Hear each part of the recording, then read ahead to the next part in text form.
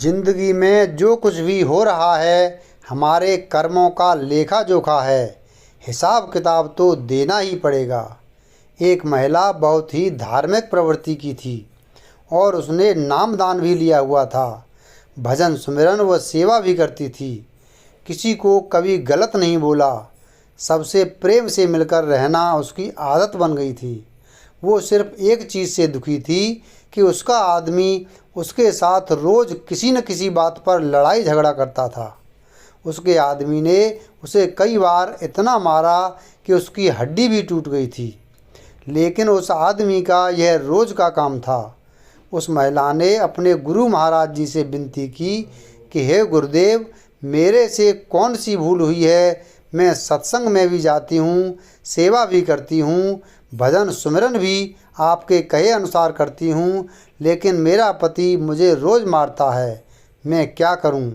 गुरु महाराज जी ने कहा, क्या वो तुझे रोटी देता है?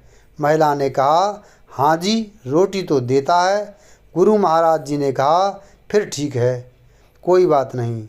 उस महिला ने सोचा कि अब शायद गुरु जी की कोई दया हो जाए और वो उसको मारना पीटना छोड़ दे, परंतु ऐसा कुछ नहीं हुआ। उसकी तो आदत ही बन गई थी रोज़ अपनी पत्नी की पिटाई करना। समय के साथ कुछ साल और निकल गए।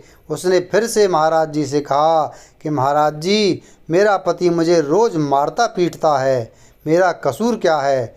गुरु महाराज ने फिर कहा, क्या वह तुम्हें रोटी देता है? उस महिला ने कहा, हाँ जी, देता है। महाराज जी ने कहा, फिर ठीक है, तुम अपने घर जाओ। महिला बहुत निराश हुई कि महाराज जी ने क्यों कहा कि ठीक है। वो घर आ गई, लेकिन उसके आदमी का स्वभाव वैसा का वैसा रहा।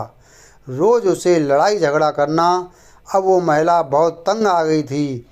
कुछ एक साल गुजरे, फिर गुरु महाराज जी के पास गई और बोली, महाराज जी, मेरा पति मुझे अभी भी मारता है, मेरे हाथ की हड्डी भी टूट गई है, मेरा क्या कसूर है? मैं सेवा भी करती हूँ, सुमिरन भी करती हूँ, फिर भी मुझे ज़िंदगी में सुख शांति क्यों नहीं मिल रही? गुरु महाराज जी ने फिर कहा, वो तुझे रोटी देता है? उसने कहा, हाँ जी, देता है। महाराज जी ने कहा, फिर ठीक है।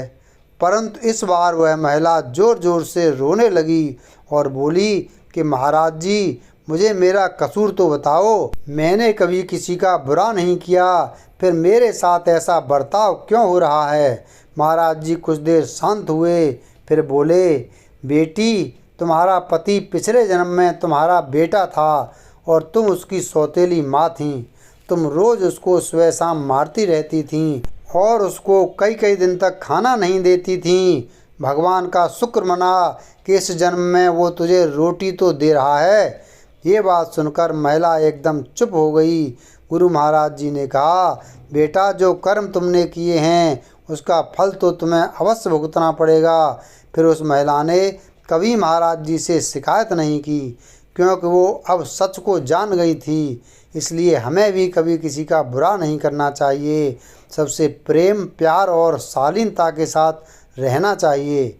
हमारी ज़िंदगी में जो कुछ भी हो रहा है वह सब हमारे कर्मों का लेखा जोखा है, जिसका हिसाब किताब तो हमें देना ही पड़ेगा। वीडियो अगर पसंद आया हो तो वीडियो को लाइक करें, चैनल को सब्सक्राइब करें और बेल आइकन प्रेस करें। धन्यवाद।